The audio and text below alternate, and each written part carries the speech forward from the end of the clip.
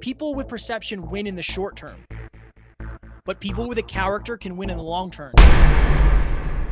Your connections must believe that being a client would be better than being just a connection.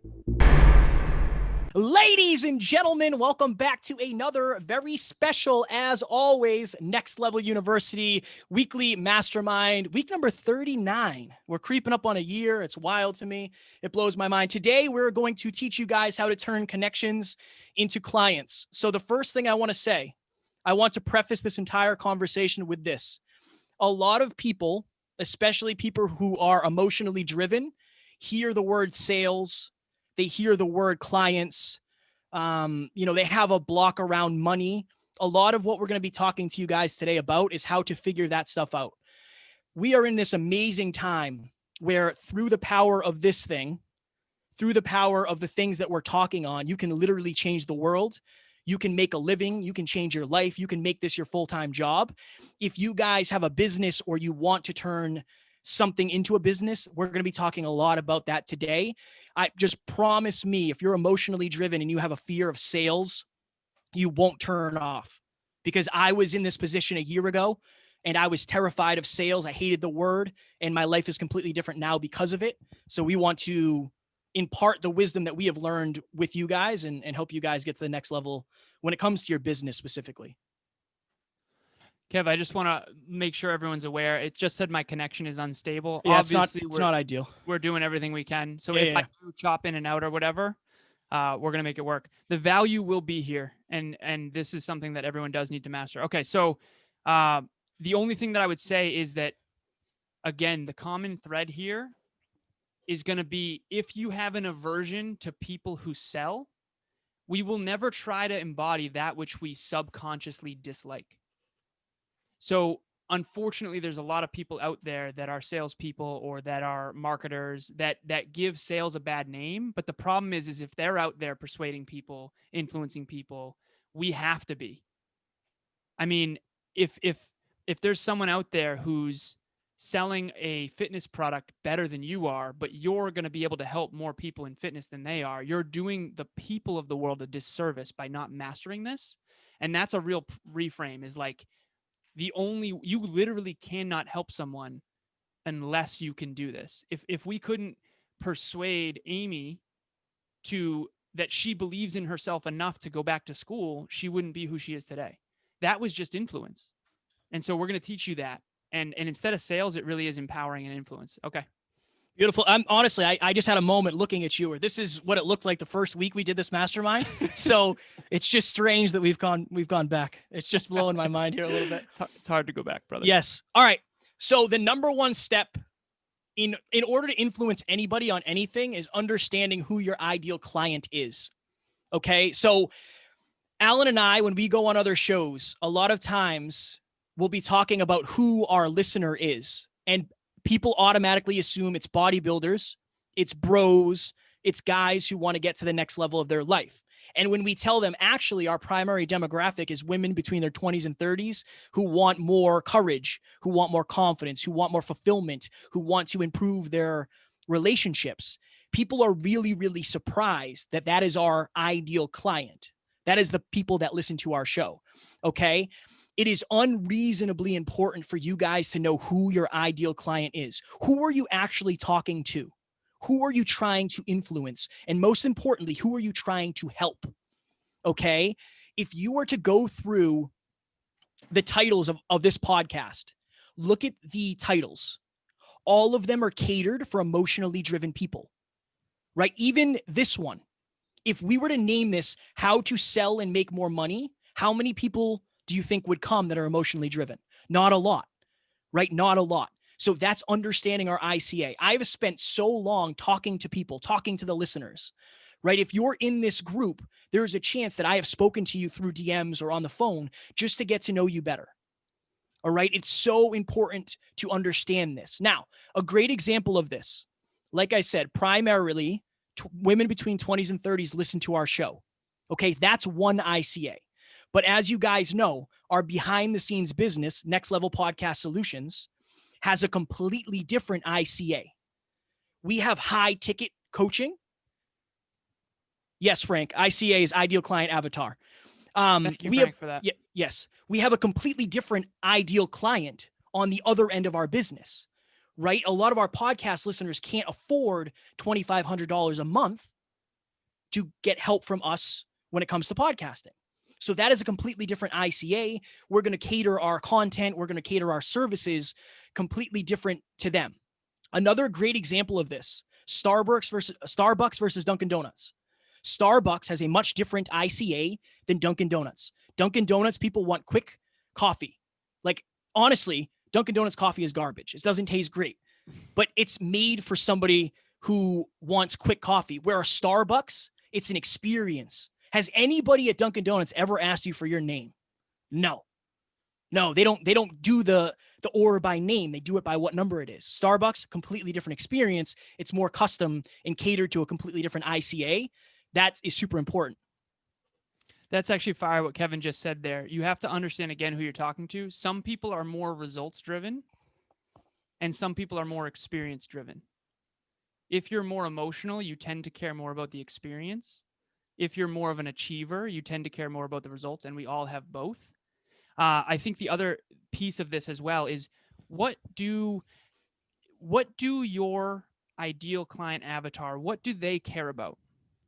What are their challenges? What are they going through right now? Not 10 years ago. Think about yourself 10 years ago. What did that person believe and value and think? I guarantee you that you 10 years ago would not have shown up to a mastermind like this. If you would have, kudos to you. Seriously. Me 10 years ago probably wouldn't have. So what you need to understand is that all of us make our decisions based on our beliefs, our core values, our desires, and our fears. And if you understand someone else better than they understand themselves, that's when you can communicate in a way that's tangible and effective. And that's, again, what we're talking about here. The next part of this, and I see Alex Hinkle is in the house. Alex, what's happening, man? Dude, you know where we're going to go with this?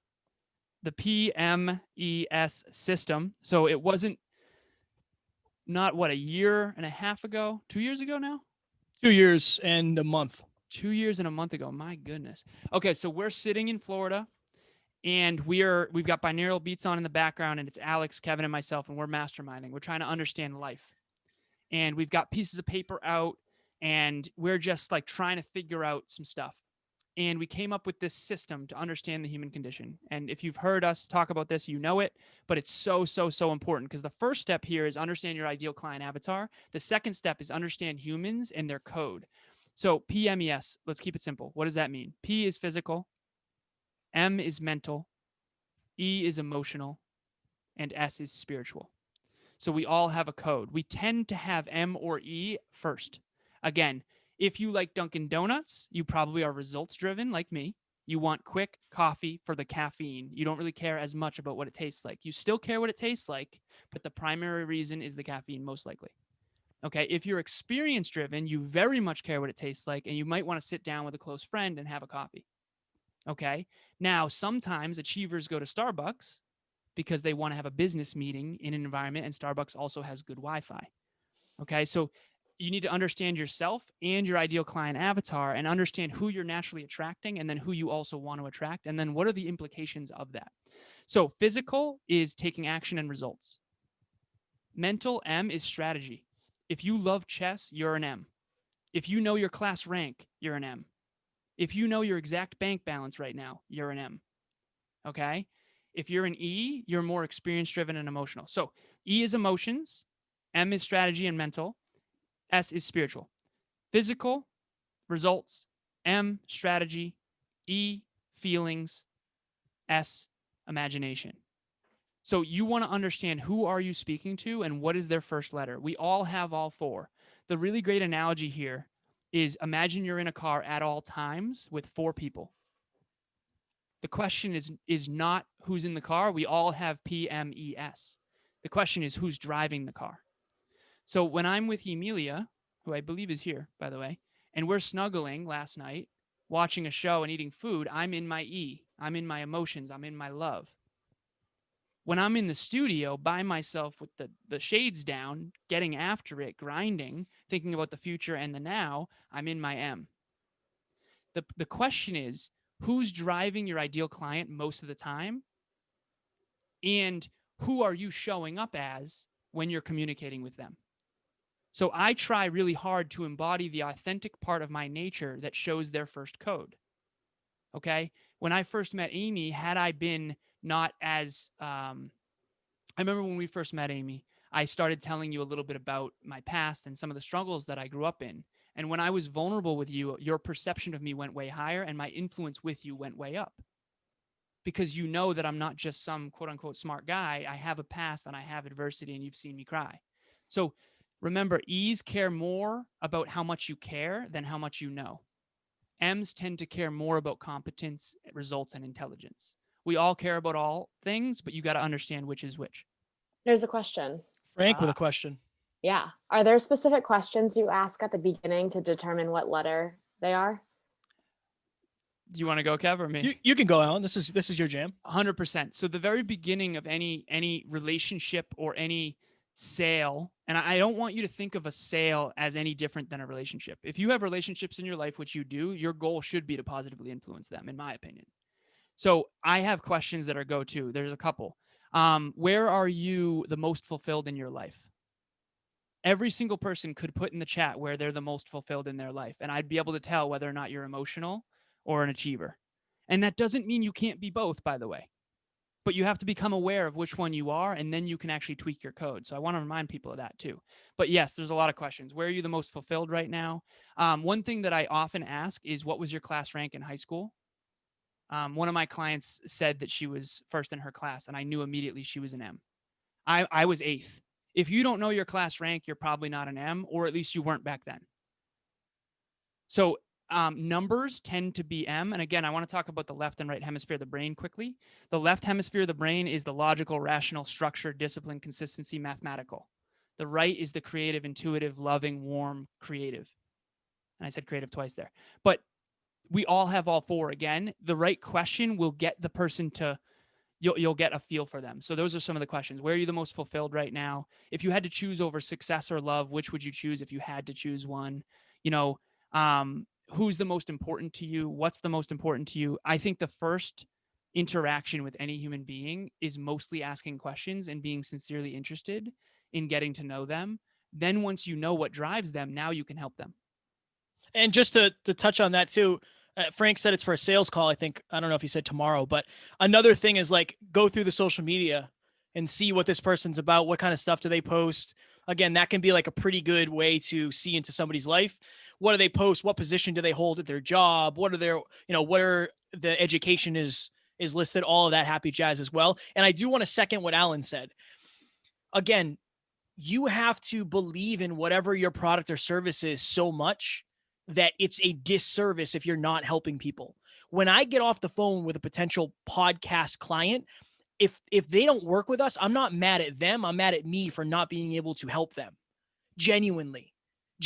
So think of it like that. Think of it as positively influencing somebody and bringing it closer to your area of expertise that you can help them in. Like, that's how this has to be framed. Because if not, if somebody came to this in the middle, right? Somebody just came, exactly, copacetic value exchange. If somebody just came in the middle, they might say like, oh, this is some sort of like sleazy sales training. No, this is all predicated on you being heart driven. We have no interest in helping anybody who wants to perpetuate negativity or take advantage of people. That's not what we're in this for. 100%. I think that's good for that question. Are there any other questions, Amy? Yeah, I have. Yeah. How do you get the demographic and psychographic data to pinpoint the ICA? Any suggestions of sources? Oh yeah, free. So depending on what your business is, or what your product is, or what your niche is, or what your coaching is, offer free calls. Like, I don't think you can go wrong when it comes to free calls. We have done a ton of free calls. This is another great way, right? We learn from you guys what you're going through by the questions you ask. Again, if you're a coach or if you have a brand, a private Facebook group with some really good questions, if you're in Next Level Nation, we ask you guys questions. There's a reason, so we can help you guys at a deeper level. So I think And Mark Metry taught Alan and I this, and this is something I've really, really used. Scale the unscalable. Take the time out of your day to build relationships with your people. What are you smiling about, Amy? I can see you smiling. I'm just happy to be here. Well, we're happy to have you. So I genuinely think it's that. I think it's have one-on-one conversations with people. At the end of the day, we're playing a long game, right? We're not going to say like, hey, if you do what we're talking about, you're going to have 30 clients in 30 days. No, this is about building quality relationships.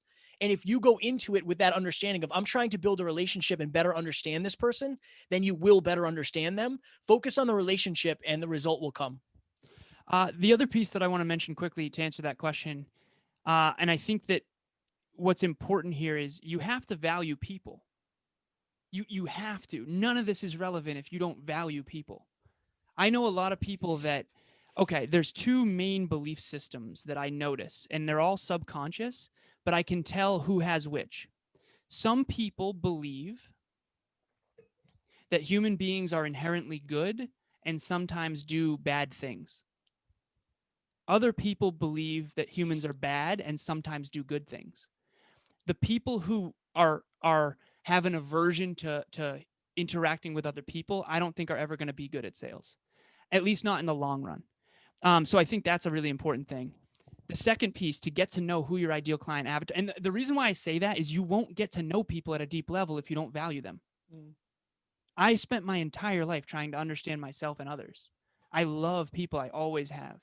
And my extroverted nature definitely made me do some, I guess, a little bit all over the place the first part of my life.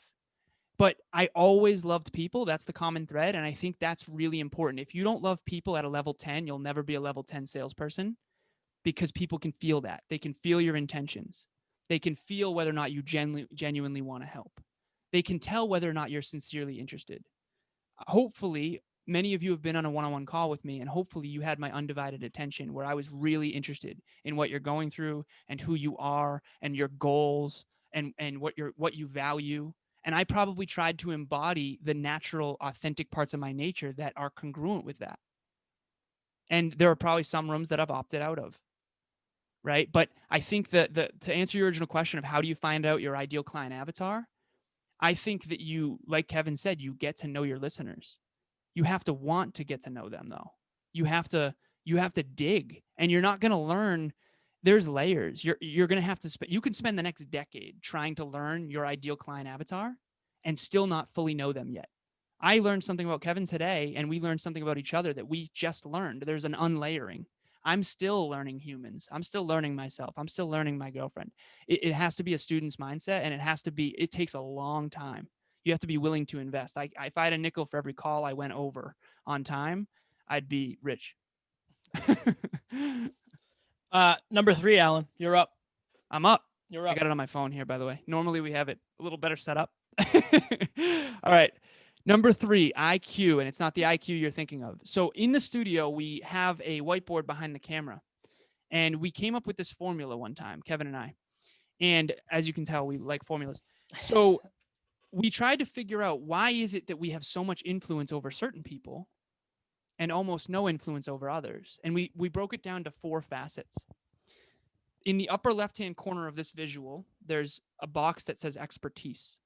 This is how much do you know about your specific area.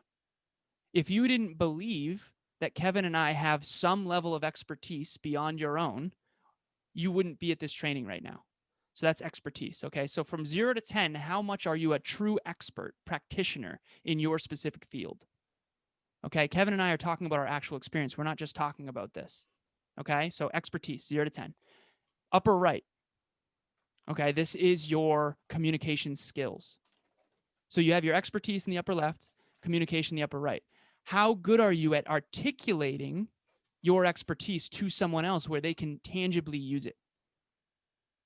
Bottom left, character. This is where Kevin and I focus so much. So this is where the truth is. Okay, the example I could use here is Tiger Woods. When Tiger Woods got outed for a lot of his behind the scenes less than ideal things, Nike pulled out on the sponsorship. Why? Because they don't want to be associated with someone with not good character. Okay. The world was shocked when they found out the truth. The character is who are you when no one's watching? Okay. So 0 to 10, how strong is your level of expertise in your particular field? And if you're selling a product, how well do you know the product? Okay. Communication, 0 to 10. How strongly and accurately and effectively can you communicate with your specific ideal client? Okay. How strong is your character? Are you reliable? Are you consistent? Are you who you really say you are? Now, here's the fourth one, rather. And this is the one that threw Kevin and I for a loop. Perception. We've met a lot of people whose perception was far higher than their reality. And we always tried to understand, how is that person winning when they don't have as much expertise, they're not strong communicators, and they don't really have good character. We've had episodes that we never dropped. We talk about it. Why? Because the perception exceeded the character. Kevin and I get so excited when we find someone who their perception is way lower than their character. Nick Cavuto, he was the one that dropped Sunday, which was yesterday. Nick's character, communication, and expertise, in my honest opinion, far exceeds his perception, aka he exceeded our expectations. Okay, so that's the influence quotient. And if you don't have that fourth one, maybe it's because you're early in your journey and you don't have a big brand yet, like an Evan Carmichael or a David Meltzer or a Tony Robbins. That's okay. But are you so good in the other three that you can eventually build that? Okay, so remember, character, expertise, and communication is the long game. The short game is, hey, 5 clients in 5 days. We are experts when we're really not. But you also have to understand marketing and branding as well. Kevin's example, and I don't know if you're going to use this, but imagine the perception of the McDonald's cheeseburger. How dare you? Sorry, brother. No, I wasn't going to use that. Oh, okay. The McDonald's picture versus the actual reality of the burger. That's perception versus reality. How can you be the opposite of that? But also, what if the picture was as good as the reality? I think it's very difficult. And one of the examples I use too is, okay, pretend.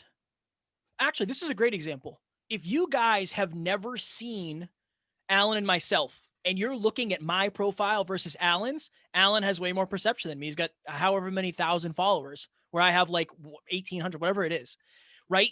I might have way more knowledge. I might be a way better communicator. Hypothetically, all these things are hypothetical. And I might have a way better character, but you're probably going to work with Alan because Alan has the perception. Know that about the human psyche. Know that. Like, that is so important, because a lot of people this is the thing. Perception, people with perception win in the short term, but people with a character can win in the long term. And this is another thing I would say to you guys about scaling the unscalable. If you want to increase your perception with the people that you're going to be working with, and this is my jam, and I tell all my clients this, and I learned this from Mark Metry also, every time you get a new follower on your respective social media platform, send them a custom video.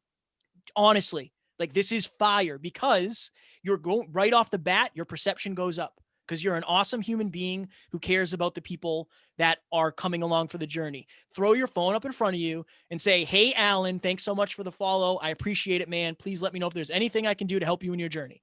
I've done that hundreds of times, not for any other reason other than I want people to know that I care, and it's different. That's a way to raise your perception without selling out. There's a question. Hammer it. Okay.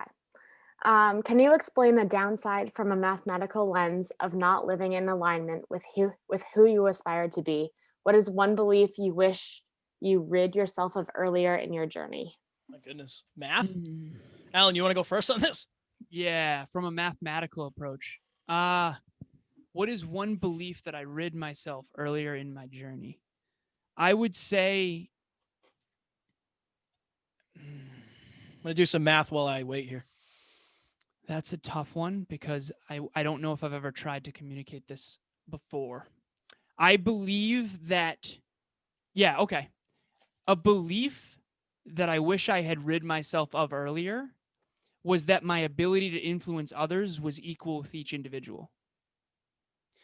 Before I had the awareness of the influence quotient of expertise, character, communication, and perception, I think that I naturally attracted people that weren't always necessarily what's best for me. And then I also allowed a lot of pain to come into my life by trying to influence people who might never have valued what I embody.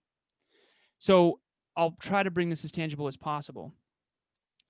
If your level of influence on someone is a level 4, you can actually only help them at a level 4 unless you learn how to increase it. I would argue, again, Amy, I use you as an example for a lot of things. You value me a lot, and you value who I am. You value my communication skills, my character, my expertise, and you also value, you think I have a high perception. That's great. So my ability to influence Amy is far higher than my ability to influence certain people from my past. And so I'm always trying, what I wish I had done earlier was gauge earlier, okay, my influence with this person is only a 3. I'm going to put some effort here to see if I can increase it. And if I can't, I'm going to move on to someone who's ready, who actually values me. That's the answer I would give. Fire. I would say switching from a fixed to a growth mindset. So Alan and I talked about this today. I have learned for at least, well, my goal was to learn for at least 40 minutes. Now, I haven't learned for 40 minutes every day for the last few years, but I have learned something at least 20 minutes, right? But hypothetically, if I learn for 40 minutes a day, 7 days a week over the last 2 years, that's 482 hours. Like mathematically speaking, that's 482 hours of lessons. If I put all that into sales or influence or whatever it may be, like you can be a master. You can master something if you do it that consistently. So I would say when it comes to numbers, I think the power of consistency and how quickly and how powerful it can be when it adds up is amazing. Like how many hours have I worked out for, right? Like I have no idea, 15 years times, an hour and a half, like whatever. Yeah, it's so much. That's why I have certain results that other people think either come easy or I can eat what I want or whatever it may be. I think that the people who are really, really crushing something have actually crushed the numbers behind the results. So from a mathematical standpoint, I think it's the consistency over everything. Fire. Kev, what was the limiting belief that you wish you had gotten rid of earlier? That I couldn't learn certain things. Like I didn't think I could learn how to effectively communicate a product. I didn't think I could help people when it came to podcast coaching. Like that was a huge thing for me. Hell yeah. That was a huge thing for me. Alan, we got to, so we're 33 minutes in. We're only on number 4.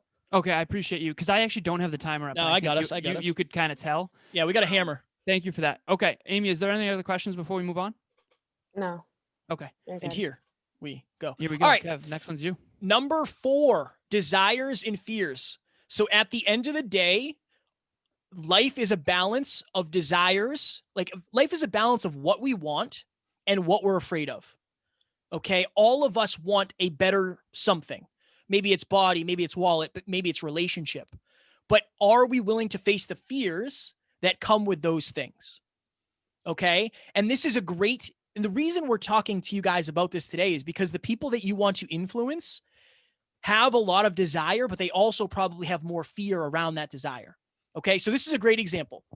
Say you want to start a podcast. Okay. You reached out to Alan and myself and you say, hey, I really want to start a podcast. My desire is to really help people. I want to impact people. I want to inspire people. I had a lot of adversity growing up and I want to share with people the lessons that I learned and how I got to the next level of happiness and all this happy jazz. Okay. That is your desire. But your fears are, you're not a great speaker, right? You haven't spoken a lot. You're not comfortable in front of the camera. You're afraid of judgment. You're afraid of rejection and you're afraid you can't be successful. Is that something you're going to take action on? Like, are you going to go all in on this podcast? Is your desire enough to get you past the fear?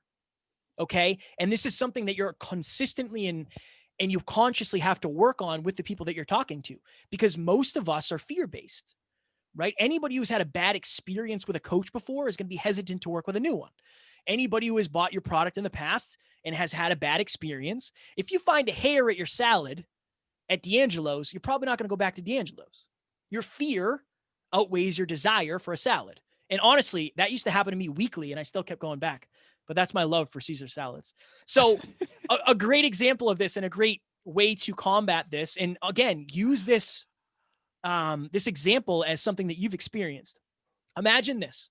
Imagine Alan and I have a product and everything is in alignment. And you're like, this is awesome. You guys are super supportive. I know you can help me. This is amazing. And we say, okay, it's $2,000. And you're immediately like, oh God, my desire for this change does not outweigh my fear of losing $2,000. And then Alan and I say, but the first month, if you don't like it, you get all of your money back and you don't have to continue with us. We just got rid of that fear, right? That fear is no longer there now, because if you don't like it, we'll give you all your money back and you don't ever have to talk to us again. I'll still hug you on the way out and I love you. That negates the fear and it allows the desire to rise. If you can do that, not only with your potential clients, but with yourself, then it'll have a huge impact on you. Quick caveat. That's a luxury that you have to really have a profitable situation to where you can do that. And Great you point. have to picture that. We believe in our services so much that we're willing to offer that. So that's the other caveat here. And this comes down to belief. And actually, that's actually the next one. So I'll just segue. All behavior is belief driven. You are on this call because you believe it will be worth your time, period. If you didn't believe this would be worth your time, you're either appeasing us by staying or you wouldn't have shown up. So the 3 beliefs that you must have before you ever take action, and the reason why I'm talking to you about this is, again, turning connections into clients. Your connections must believe that being a client would be better than being just a connection. Now, they have to draw that conclusion within their own subconscious. That's the thing. Most beliefs are subconscious. Okay? So you can have a subconscious belief that Kevin and I are valuable and that these masterminds are valuable and that these have added value to your life and that therefore you showed up today. So think of belief as 0 to 10. How certain is this connection? How certain are they that this product or service is going to help them achieve their goals? But not just that, but how certain are they that it will be worth it? Okay?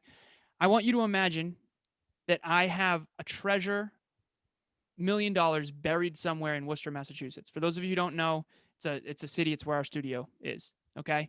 We have buried treasure there. And let's say you actually believed me, okay, that it's buried there. And I said, I'm going to give you a map with exactly how to get to it. Okay? And it's only going to take you 2 hours of your time, and you're going to have $1 million. If you believe me, you're going to be like, hell yeah, where's the map? If you don't believe me, you're not even going to ask for the map. This is kind of what sales is like. It's like you have the buried treasure, which is value in your product and service. You have a map of how to get there, but the map is your ability to communicate its value. And I'm hoping that this is really landing, because all of us right now are bottlenecked by our own belief or lack thereof it. How many times have you not shown up to a mastermind that was valuable, but that you didn't believe was valuable because the other person couldn't sell it to you? Luckily, Kevin and I are decent enough at sales and persuasion and influence to where we were able to convince you to come here by making you believe in something that was still somewhat of a question mark. You are doing everyone out there a disservice if you're not able to communicate in a way that gets them to believe that this is worth their time, their money, their attention, their energy. Again, another simple example. If you don't believe this is more valuable than Netflix, you wouldn't be here. So just think about that. What does my ideal client avatar believe currently? What must they believe in order to buy my product or service? They must believe it's worth it. Okay, what would make them believe it's worth it? Okay, this story. This is where you start telling success stories about different clients, authentically, truthfully.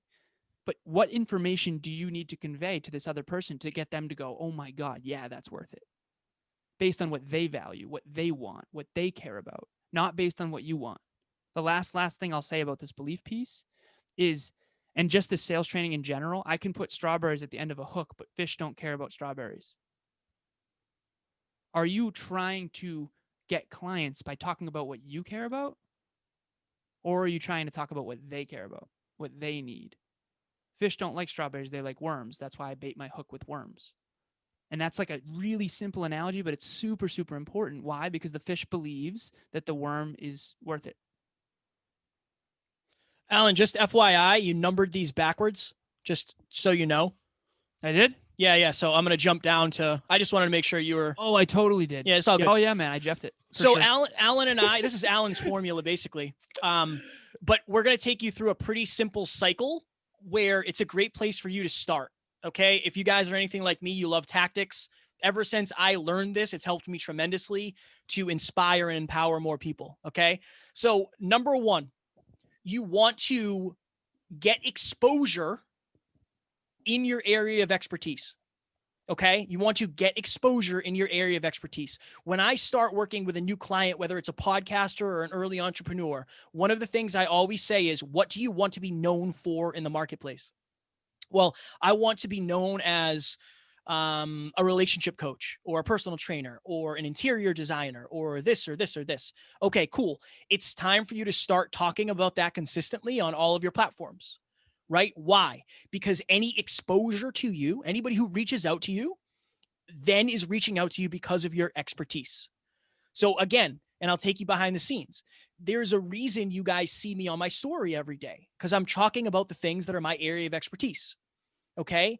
I want you guys to reach out so I can chat with you. And it's not even to get you as a client. It's because I know I can help you at a deeper level the more time I spend with you. Okay? So step number one, get exposure in your area of expertise. One of the ways that Alan and I do that is getting on other podcasts. So I was on a summit at the beginning of the year, right after COVID started, in this very room at this setup, except I had my microphone stand, so it wasn't as jeffed. And I was shown as the podcast expert. Okay, that is exposure in my area of expertise. I had 4 or 5 calls after that from that one thing. Why? Because I was on a pedestal. I was the expert. I got a lot of exposure. I think there was 25 or 30 people in that room. That was a great opportunity for me. Okay. Now, this is where the branding and this is where you figuring out what you want to be the best at is. And this is where consistency is too. Like, again, and I told Alan this, I tell everybody this. I want you guys posting on your story, whether you're a coach, whether you're an author, whether you're a speaker, whether you have an ice cream brand, whatever it is, think of creative ways. And listen here, think of creative ways to create a reason for exposure. Like, you want to create a reason for people to see you. And again, there's a lot of ways you can do it, but do it in a heart-driven way. Like, there's a lot of ways where you can get exposure. But this is a consistency thing. Like, you have to consistently do this because this is a long game we're talking about here. It's not going to happen overnight. 100%. For the exposure thing, just because we are tight on time, the only other piece that I would say is, if you understand what the people every single post you put on social media is a magnet that's going to repel certain people and attract others. Make sure the posts are based on, if I were to post a video about financial mastery and dialing deep into the numbers, a lot of people would get turned off by that. And then a lot of other people would get turned on. The question is more so, is this authentically me? And is this congruent with what I'm trying to help this person with? And is this congruent for the person who I'm trying to help? You got to be very, very hyper conscious of every action you take and don't take. And you have to make sure the right people are aware of what your products and services are. Because any one of you now in this room knows that Kevin and I have Next Level Podcast Solutions. If any of your friends ever want to start a podcast, you have someone that's a resource because you're aware of it. So if you're not talking about what you're the best at, what your craft is, what your thing is, people don't know to refer you.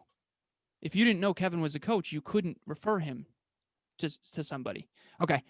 Make a meaningful connection. Hey. Oh, this is Jeff's. Oh, that's right. My bad. In my defense, the phone is tiny. No, it's all good. I got a monitor behind me. I got the full setup. So after you get exposure and somebody understands, okay, this person is an expert at this, you get that exposure. It's time for you to make a meaningful connection. What does that mean? This is the part where all you're doing is adding value. Like you're not reaching out saying, hey, do you want to buy this from me? You're adding value. If you're doing a free call, which we're going to talk about, you're adding value. So what is a meaningful connection? For you, it could literally be somebody responding to a poll on your Instagram story and you reach out and start a conversation with them. It could be sending them a video after you get a follow from them, right? It could be commenting back something personal on a post. And again, we're talking a lot about social media here because a lot of this is via social media. So I am working with a young lady now. Okay. We just started working together. Her first episode of her relaunch is tomorrow. I literally DM'd her randomly just to see how she was doing, genuinely. Like, long time no talk. I hope all is well. And she literally said, Kevin, all is not well. I'm not doing my podcast anymore. Everything's jeffed. Like, I'm not going to do it anymore. It's not worth my time. And I said, whoa. What's going on here? Like, something is astray. You have a really good listener base. You have a successful podcast. What's going on? Okay. Now, I won't go into all the details, but the reason her and I got to talk about the intricate parts of her podcast and her business is because her and I have been talking for a while now. I have a meaningful connection with her. Genuinely. My only goal in that reach out was to add value. Now her and I are working together. Okay. Like we said, we're talking about connections. I'm not talking about a short game. I want you to get to know these people that you're talking about, because at the end of the day, you might not have a product or a service for them. You might learn that when you build this meaningful connection, but I want you guys to get to know the people that you're talking to, like really get to know them, get to know their problems, get to know what they're going through, get to know what they want. And it's so important. And you have to have that in mind, trying to build a connection first. The results will come, right? I literally started with a client 2 months ago that I started talking to 7 months before. We started talking as friends and ended up blossoming into a relationship. Like, that's amazing. We're not playing the short game, long game here. So the next one is get on Zoom. So assuming you get exposure to the right people, okay, and then assuming they engage with you one way or another, comments, DMs, phone calls, you name it, you have a meaningful conversation. Then you want to get on Zoom. Now, the reason I say Zoom is because the face-to-face connection is really, really, really important. But also on Zoom, you can use a lot of cool tools. So we're not using them on this one, but if you've ever been on a call with me, I'm showing my screen constantly. I'm showing the NLU team dashboard. I'm showing the business model. I'm showing different photos that represent different things. I'm showing PowerPoint presentations. I'm showing real time. The reason why I want you to get on Zoom with as many of your connections as possible is not just because you're going to learn a ton about them, which is so huge. And there's another thing I want to mention briefly as well. Instead of falling in love with your product or service, fall in love with your ideal client. We've fallen in love with helping our ideal client, and the product or service is catered to that. If we fell in love with our product or service, it wouldn't innovate. It wouldn't adapt. Fall in love with meeting the needs of them, understanding them. Now, when you're on Zoom, the pre-frame on this is, again, exposure, have a conversation via text, DM, meaningful based on what they care about, be sincerely interested, and then ask to jump on a call. You can say, hey, I just want a mastermind. I want to get to know you better. I want to know what you're going through. I want to help you with your goals. Whatever the context is, get on Zoom. Now, you're going to be nervous. That's okay. It always ends better than you think. And it will be worth your time. And that's the other belief that you're going to have to have. You're going to have the belief that it's worth your time, because at very minimum, you're going to help them and it's going to help you. This is the belief that I think I have, that I don't know if everyone else has, but I think it's helped me pour more into others, which always came back. I have this deep, deep, deep belief that you cannot brighten another's path without also brightening your own. If you have any aversion to whether or not it will be worth it to jump on the phone with somebody, meaning worth overcoming your fear, worth overcoming the anxiety, worth being rejected, worth the discomfort of them asking about your services and you fumbling during the pitch, right? If you don't have that belief that it'll be worth it, you won't do it. And you're doing them a disservice. If I didn't believe in my own ability to help you guys, if Kevin didn't believe that, we wouldn't be here right now. So that's the real thing there, is you got to Get on the phone, get on Zoom, and realize, honestly, admit that you're afraid.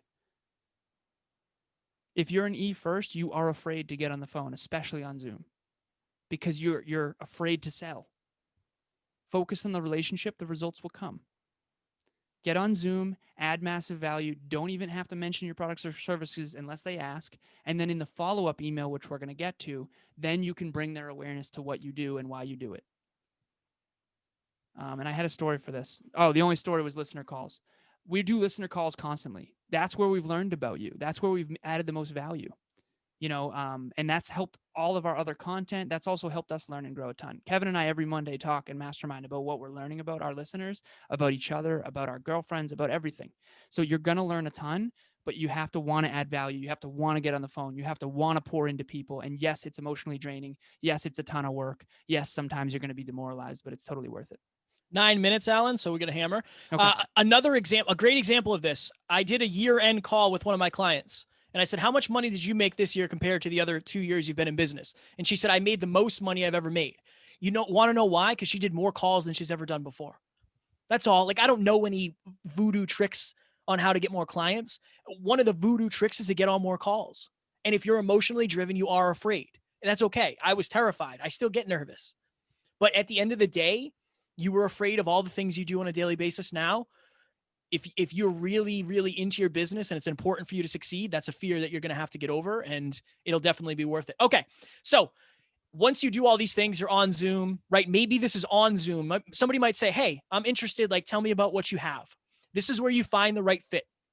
What I always tell people, and what Alan and I have done, we have a complete custom menu. It's like a buffet. You can go through and choose this thing, this thing, this thing, this thing. Like, maybe you don't want this. Right? We have a completely customizable list of 14 things that you can get with our podcast service, or you can literally choose 3. For you, maybe it is a 3-tier system. Like, I have this product and this offer. I have this product and this offer, and I have this product and this offer. Which one of these works best for you? Boom. Find the right fit. And I think this is where a lot of people jeff it, because they're so focused on, I only do $1,000 a week. Like, okay, well, what if we gave 50% effort and you got 50% of the results? A lot of people come out of the gate and they want like CEO money. It doesn't always work like that, especially if you don't believe in yourself yet. If you don't have the confidence and you're early in business, you are the business. The level of your small business is only the confidence level that you have. And that's like across the board for ease. I've seen that a ton. So super important to understand that. Finding the right fit, again, it's okay. You have this repertoire of expertise. You have this repertoire of products or services. It's like, imagine someone goes into Best Buy and there's this salesman there who says like, this computer's amazing. You got to get this computer. And you're sitting there like, I'm not even here for a computer, man. I'm looking for TVs. See, that person didn't care about the other person's needs. Whereas the really great salesman genuinely was interested and said, hey, how are you? Pretty good. How are you? Hey, what are you looking for? What can I help you with? And they're like, oh, I'm looking for a TV. Oh, awesome. We have this TVs over here. Where is this? Is this a living room? Is this a bedroom? See, one of them is sincerely interested in meeting the other person's needs. The other person is focused on making the sale. The person more sincerely interested is going to get the sale because that's just their nature. They want to help people.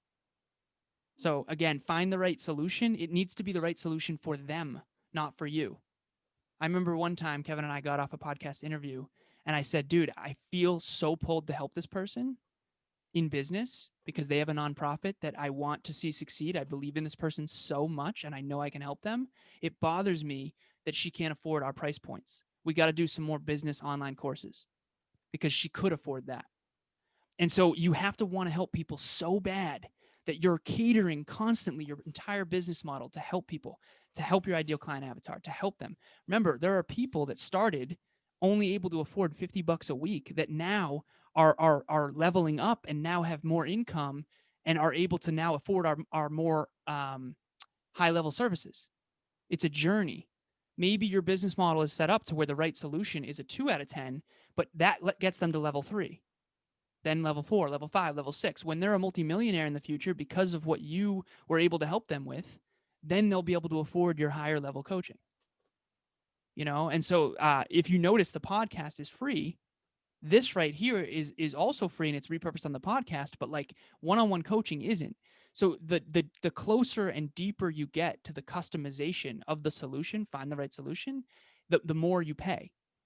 And every business model is kind of set up that way, right? If you go to buy a car and you want the top tier, it's going to be more than the lowest one. I know we're running out of time. Okay.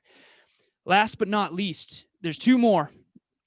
Following up. The fortune is in the follow-up. Okay. Following up means touching base. Kevin gave a great example of that of, hey, how are you? What's going on? Have you set your 2021 intentions yet? Okay. Everyone in this room is already helping other people. Every single one of you is influencing other people, helping other people, providing value to other people. The only difference is you might not be selling it for money. It's the only difference. Your time is worth money. You are better than other people at something, for sure. You're better than me at something, for sure. And so you got to understand that. The fortune's in the follow-up. So you've made exposure, you've made a meaningful connection, you've gotten to know each other, you've gotten on Zoom, you've added massive value, you found the right solution. Okay, now you know their goals, you know how to help them get there. Now you follow up with an email. I like email because it's more of a businessy type of medium. You can do DM, you can do Facebook message, you can do all that. I prefer email personally for any sort of money transaction. But basically, the email needs to raise their awareness of what services you provide and what you believe would be best for them. So after Kevin and I get off the phone with a podcaster, we know right after the call, this podcaster could be playing at this level, but they're actually playing at this level. If they want to play at this level, this is what we will believe is best for them, X, Y, Z. Get on other shows, have higher level guests, be more consistent, do 3 episodes a week instead of 2. So we know what's going to get them there because we're ahead of them in the journey. And by the way, we don't coach podcasters who are ahead of us. Why? Because they probably know more than we do and or don't perceive our value. Okay. So just understand where you're at in the journey, understand that you have to follow up and raise their awareness of what your services are and try to make it as simple and concise as possible. And again, try to frame it in this is what we believe is best for you. But remember, only you know what's best for you. This is what we can provide. This is what we think is best for you. And then no pressure. Just wanted to let you know. And after all these things, this is the part that drives an emotionally driven person crazy. This is the waiting game. So this is where you've communicated all of your value and now you wait. And again, like, we're not teaching you guys anything like, hey, 30 sales in 30 days. Like, again, I have literally waited 7 months for somebody to reach out, 4 months for somebody to reach out. Quick story.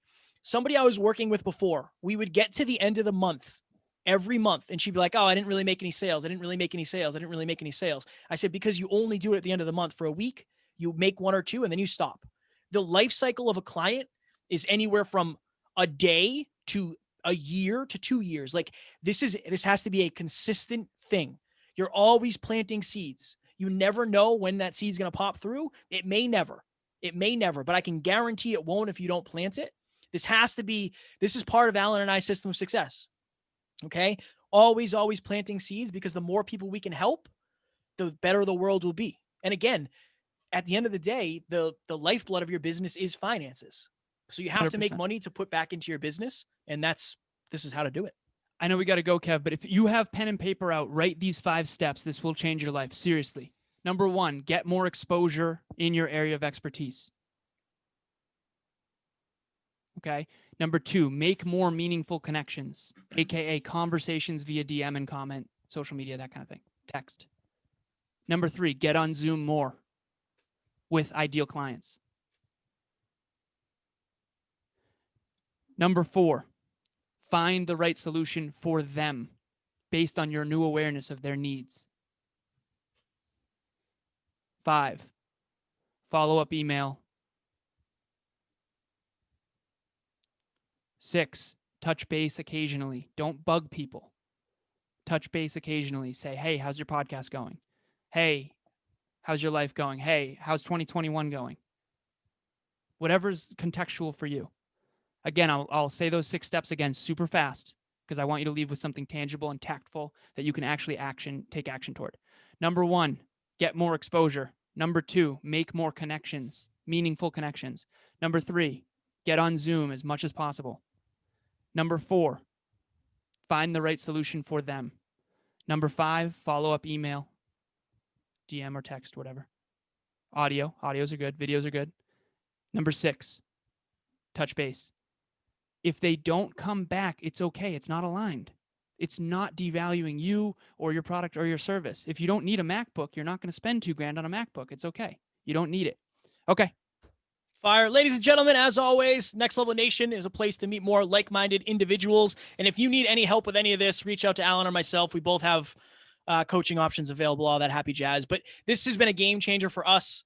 And I think so many people are afraid of this. And I was one of them, and it's changed my life. And I think it's super important to pass that on to other people. So as always, we don't have fans, we have family, and we appreciate you guys so very much, even though we jeffed on forward with our current setup. This was fun. It was a circle back to the past. A blast from the past.